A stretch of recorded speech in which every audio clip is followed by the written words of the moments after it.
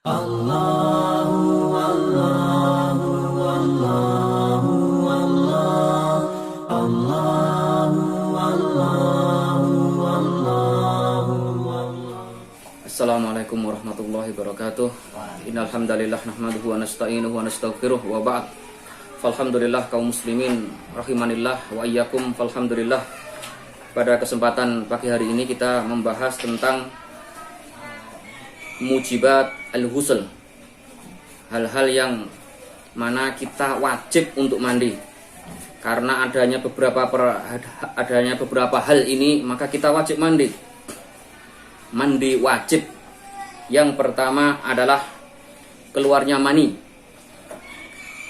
Entah keluarnya dalam keadaan sadar atau keluarnya dalam keadaan tidur, tetap wajib mandi, mandi besar. Ya.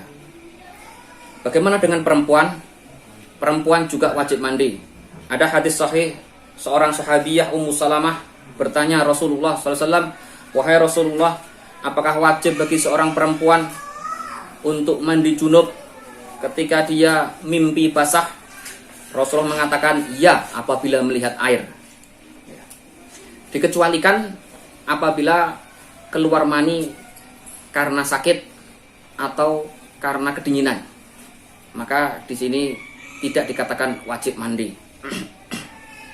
Itu yang pertama. Yang mewajibkan kita mandi adalah satu, keluarnya mani. Kemudian yang kedua adalah berjima walaupun tidak keluar mani. Rasulullah SAW bersabda, "Idza jalasa baina syu'abihal arba' wa massal khitanu al-khitan faqad wajabal ghusl wa in lam yunzil." Hadis sahih. Ya, berdasarkan hadis ini jelas apabila khitan bertemu dengan khitan, maksudnya di sini adalah masuk. Bukan hanya sekedar bertemu ataupun bergaduan, tapi yang dimaksud adalah masuk. Apabila kemaluan telah masuk ke kemaluan yang lain, maka wajib mandi walaupun tidak keluar air mani. Ini yang kedua, yaitu jima. Kemudian yang ketiga adalah selesai dari haid dan selesai dari nifas. Ya, Rasulullah mengatakan, "Idza aqbalat al-haidah fada'is shalah." Apabila datang haid, maka tinggalkan sholat. Wa idza adbarat faghtasili wa sholli. Apabila haid telah pergi, suci, maka segera mandi dan sholatlah. Ini 3 hal yang mewajibkan kita untuk mandi besar. Ada yang permasalahan diperselisihkan, mandi Jumat. Ada sebagian ulama yang mengatakan sunnah, ada yang mengatakan wajib. Insya Allah yang lebih kuat adalah sunnah. Ya. Kemudian ada juga permasalahan yang diperselisihkan, yaitu mandi bagi orang yang baru masuk Islam. Apakah wajib atau sunnah? Yang jelas itu syariat. Adapun masalah wajib atau sunnah, ulama beda pendapat. Ada yang mengatakan wajib, ada yang mengatakan sunnah. Tapi 3 tadi, insya Allah tidak ada perselisihan. Wajib mandi karena keluar mani. Yang kedua, jima. Yang ketiga, selesai dari haid dan nifas.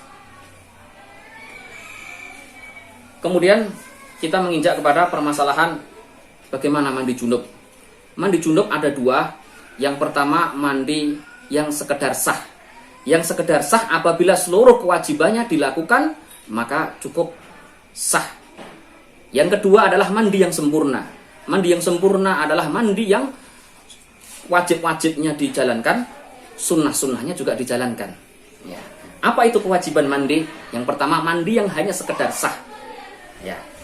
Yaitu yang pertama ada niat mandi. Kemudian yang kedua, membasuh atau membasahi seluruh tubuhnya dari ujung kepala sampai ujung kaki. Inilah 2 wajib mandi junub. Selama 2 hal ini ada, maka cukup. Ya, kita katakan cukup. Ya, tapi hanya sekedar cukup.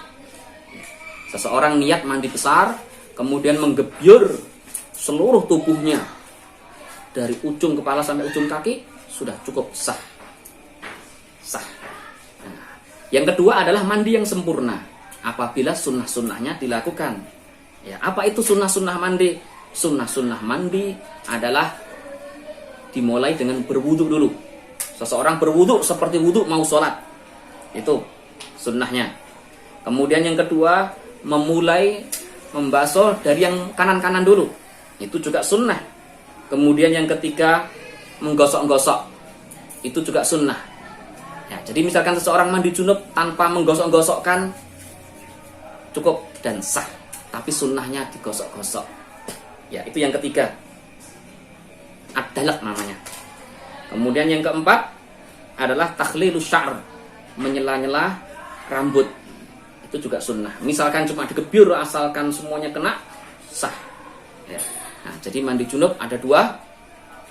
Mandi yang hanya sekedar sah apabila seluruh kewajiban-kewajibannya dilakukan. Kewajibannya ada dua, niat dan menggebyur seluruh tubuh. Kemudian yang kedua adalah mandi yang sempurna. Nah, yang sempurna apabila sunnah-sunnahnya juga dijalankan, yaitu berwudu, memulai dari yang kanan, menggosok-gosok badan, dan menyela-nyela rambut. Nah, Aisyah radhiyallahu anha berkata, karena Rasulullah adalah Rasulullah la yatawadda. Rasulullah tidak berwudu setelah mandi junub.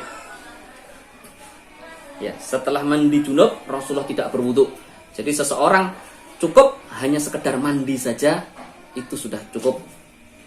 Ya, walaupun ketika mandi junub dia tidak berwudu, ya boleh. Ya, jadi kalau seseorang sudah mandi junub walaupun tidak dimulai dengan wudu, maka cukup, silahkan langsung sholat, boleh. Berdasarkan hadis yang sahih dari Aisyah radhiyallahu anha. Kemudian kita menginjak kepada permasalahan berikutnya adalah mandi-mandi yang sunnah. Tadi kita berbicara mandi yang wajib, ada 3 tadi.